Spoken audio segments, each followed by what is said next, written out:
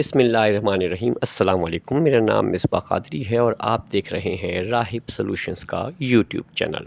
और आज की वीडियो का टॉपिक है लीनियर इक्वेशंस। इस वीडियो के अख्ताम तक आप सीख चुके होंगे कि लीनियर इक्वेशंस क्या होती हैं, उसकी डेफिनेशन क्या है। आप डिफरेंट वेरिएबल, कांस्टेंट और कोफिशिएंट को भी समझ चुके होंगे। इसके साथ साथ इस लेक्चर के अंदर हमने मुख्तलिफ लीनियर इक्वेशंस के क्वेश्चन सॉल्व किए हैं और फिर at the end of the lecture आपको भी कुछ क्वेश्चंस असाइन किए हैं जिनको आप सॉल्व करके प्रैक्टिस कर सकते हैं। जी, तो आपके सामने एक जनरल फॉर्म है लीनियर इक्वेशन की, जो कि सिंगल वेरिएबल या वन वेरिएबल लीनियर इक्वेशन है। और इक्वेशन है यहाँ पे ax plus B equal to 0। सबसे पहले तो ये जानना ज़रूरी है कि हर वो मैथमेटिकल एक्सप्रेशन जिसमें इक्वल टू का साइन आएगा उसे हम इक्वेशन कहते हैं। अब यहाँ पे ax plus B equal to 0 है। इसमें a जो है वो कोफिशिएंट है वेरिएबल का, जबकि b एक कांस्टेंट होगा और x एक वेरिएबल है। और यहाँ पे a is not equal to 0 होना चाहिए, यानी कि x जो कि इकलौता एक वेरिएबल है उसका जो कोफिशिएंट है वो नॉट इक्वल टू 0 होना चाहिए। जब कहीं जाके ये सिंगल वेरिएबल लीनियर इक्वेशन बनेगी। लीनियर इक्वेशन में सबसे अहम बात ये होती है कि इसमें सिर्फ एक वेरिएबल होता है और इसके ऊपर कोई पावर नहीं होती। आइए कुछ एग्जांपल समझते हैं। यहाँ पे एग्जांपल्स में तीन लीनियर इक्वेशन दी गई हैं। पहली है हमारे पास 2x प्लस 5 इक्वल टू 15। यहाँ पे x वेरिएबल है और इस पूरी इक्वेशन में एक ही वेरिएबल है जो x है। इसके साथ साथ x का कोफिशिएंट 2 है और 5 और 15 दोनों के दोनों कांस्टेंट हैं। और इसमें इक्वल टू का निशान है, इसका मतलब ये है कि ये इक्वेशन है। नेक्स्ट है हमारे पास 3x minus 7 is equal to 11। यहाँ पे x इकलौता एक वेरिएबल है और इसके साथ 3 एज ए कोफिशिएंट है, जबकि -7 और 11 कांस्टेंट है। थर्ड एग्जांपल के अंदर हमारे पास है 5y प्लस 10 इक्वल टू 0। यहाँ पे y वेरिएबल है और पूरी इक्वेशन में एक ही वेरिएबल है, लिहाजा ये linear equation with single variable है। और 5 इसका कोफिशिएंट, जबकि 10 और 0 कांस्टेंट है। सबसे अहम बात जो हमें लीनियर इक्वेशन के बारे में पता होनी चाहिए वो ये है कि लीनियर इक्वेशन चाहे सिंगल वेरिएबल की हो या मल्टी वेरिएबल की हो, वहाँ पे वेरिएबल की हाईएस्ट पावर 1 होती है, ना 1 से ज़्यादा और ना 1 से कम। यहाँ कुछ नॉन एग्जाम्पल्स भी हैं कॉर्ड लीनियर इक्वेशन की। यहाँ पे हम देख सकते हैं कि X square plus 3 equal to 0 है। इसमें क्योंकि x की पावर 1 से ज़्यादा है और यहाँ पे स्क्वायर है, लिहाजा ये लीनियर इक्वेशन नहीं है बल्कि ये क्वाड्रेटिक इक्वेशन है। बिल्कुल इसके साथ ही दूसरी एग्जांपल जो दी गई है वो है हमारे पास under root x plus 2 equal to 0। यहाँ x के ऊपर रूट लगा हुआ है और हम जानते हैं कि रूट का मतलब पावर हाफ होती है, जबकि लीनियर इक्वेशन की डेफिनेशन के मुताबिक उसकी पावर 1 होनी चाहिए। तो यहाँ पे x की पावर लेस देन 1 है, लिहाजा ये दोनों नॉन एग्जाम्पल्स हैं लीनियर इक्वेशंस की। यहाँ पे एक और आपको इक्वेशन दी जा रही है जिसको हम कंसीडर कर सकते हैं कि इक्वेशन हमें गिवन है 4x plus 7 is equal to 19। पहली बात तो ये कि इक्वेशन है क्योंकि इसमें इक्वल टू का साइन है। दूसरा ये कि लीनियर इक्वेशन है क्योंकि इसमें x की मैक्सिमम पावर 1 है। तो यहाँ पे वेरिएबल x है, कोफिशिएंट 4 है क्योंकि वो x से पहले लिखा हुआ है, और कांस्टेंट जो है वो 7 है, जबकि इक्वल टू के बाद जो 19 है उसको भी हम कांस्टेंट कंसीडर करते हैं कि ये इक्वेशन इक्वल टू 19 है। अब हम तरीक़ा सीखेंगे कि अगर हमारे पास एक ऐसी इक्वेशन है जिसमें सिंगल वेरिएबल है तो हम कैसे उस वेरिएबल की वैल्यू फाइंड करें। बहुत ही आसान मेथड है। हमें करना ये है कि हम तमाम वेरिएबल्स को लेफ़्ट साइड पे ले जाएंगे और तमाम कांस्टेंट्स को राइट साइड पे लेके चले जाएंगे। उसके बाद उसको सिंप्लीफाई करेंगे और अगर वेरिएबल के साथ कोई कोफिशिएंट मौजूद होगा तो कोफिशिएंट इक्वल टू के राइट साइड पे जाके उस कांस्टेंट को डिवाइड करेगा। उसको मज़ीद सिंप्लीफाई करेंगे और नतीजे में हमारे पास वेरिएबल की वैल्यू मालूम हो जाएगी। आइए एक एग्जांपल सॉल्व करते हैं उसी मेथड से। यहाँ पर एग्जांपल नंबर 1 है x प्लस 5 इक्वल टू 12। हम यहाँ देख सकते हैं कि x एक वेरिएबल है, उसके साथ 5 कांस्टेंट है और इक्वल टू के साथ अगेन 12 एक कांस्टेंट वैल्यू दी हुई है।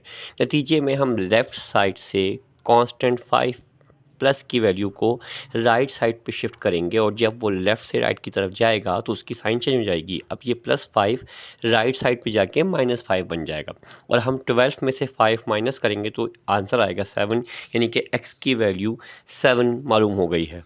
यानी अगर हम इस गिवन इक्वेशन x + 5 = 12 में x की जगह 7 पुट करेंगे तो लेफ़्ट साइड और राइट साइड दोनों इक्वल आ जाएगा। मतलब हमने x की वैल्यू मालूम की है कि इस इक्वेशन को सेटिस्फाई करने के लिए x की क्या वैल्यू होनी चाहिए थी।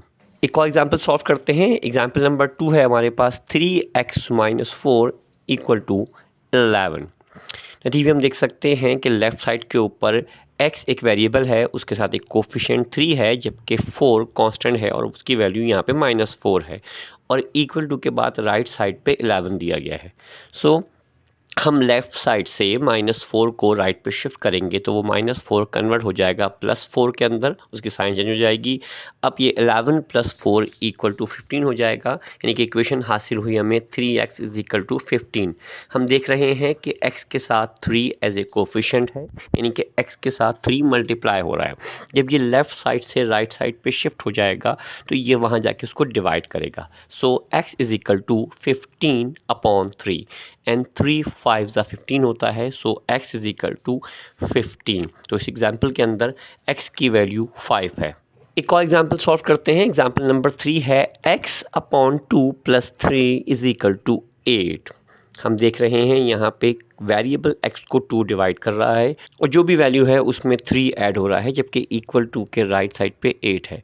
तो यहाँ पे x वेरिएबल के साथ क्योंकि +3 ऐड हो रहा था, लिहाजा वो इक्वल टू के राइट साइड पे ले जाएंगे और वो वहाँ जाके -3 हो जाएगा। सो इक्वेशन हासिल होगी x/2 = 8 - 3। राइट साइड पे से हम 8 में से 3 माइनस करेंगे तो वो आएगा 5। तो हमें हासिल हुआ x/2 = 5। यहाँ हम देख रहे हैं कि x यानी कि जो वेरिएबल को 2 डिवाइड कर रहा था, अब हम राइट पे बोल जाएगा तो वो मल्टीप्लाई करेगा। सो इक्वेशन हासिल होगी 5 × 2 एंड 5 × 2 इज़ 10। So x = 10। इस इक्वेशन में x की वैल्यू 10 है।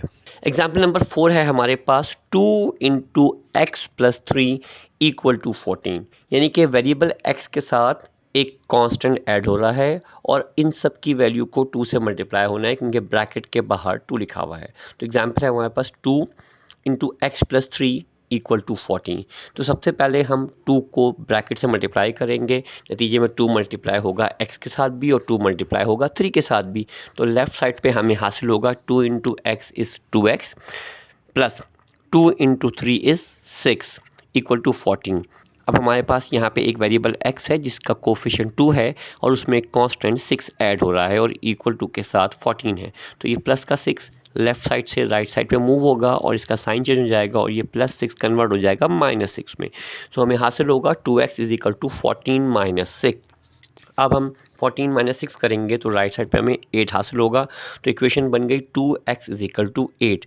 यहाँ पे x के साथ 2 एज ए कोफिशिएंट मल्टीप्लाई हो रहा था और वो राइट साइड पे जाके 8 को डिवाइड करेगा। तो हमें हासिल होगा x = 8/2 और जब हम 8 को 2 से डिवाइड करेंगे तो 2 4 ज़ा 8 होता है। सो x = 4। तो एग्जाम्पल नंबर 4 में x का आंसर है या x की वैल्यू है 4। एक और लीनियर इक्वेशन को सॉल्व करते हैं। यहाँ पे एग्जाम्पल है हमारे पास, example number 5 2x + 4 × x + 3 -2 + x = 12 + 3x + 6। इस इक्वेशन में हम देख सकते हैं कि हमारे पास वेरिएबल x ही है लेकिन वो मल्टीपल जगहों पे दिया गया है, लिहाजा हम सारे वेरिएबल x को लेफ़्ट साइड पे ले जाएंगे और सारे कांस्टेंट राइट साइड पे ले जाएंगे। लेकिन उससे पहले हम इक्वेशन को ओपन करेंगे, यानी कि 4 जो x + 3 से मल्टीप्लाई हो रहा है उसको हम आइडेंटिफाई करेंगे या उसको हम पहले सिंप्लीफाई करेंगे। नतीजे में लेफ़्ट साइड पे हमारे पास है 2x प्लस 4 मल्टीप्लाई हुआ x के साथ तो हमें हासिल हुआ 4x, फिर 4 मल्टीप्लाई हुआ 3 के साथ, नतीजे में 4 3 ज़ा 12। देन -2 अपनी जगह पे एज इट इज़ है, प्लस का x अपनी जगह पे एज इट इज़ है। हम जाते हैं अब इक्वल टू के बाद इक्वेशन के राइट साइड पे तो हमें वहाँ मिल रहा है 12। हम सारे कांस्टेंट एक तरफ कर लेंगे, लिहाजा 12 के साथ +6 आ जाएगा और उसके बाद प्लस का 3 अपनी जगह पे एज इट इज़ मौजूद रहेगा। अब हम सारे वेरिएबल यानी कि वो तमाम टर्म्स जिनमें x मौजूद है उन सबको लेफ़्ट पे लेके आ जाएंगे और तमाम कांस्टेंट को राइट पे लेके चले जाएंगे।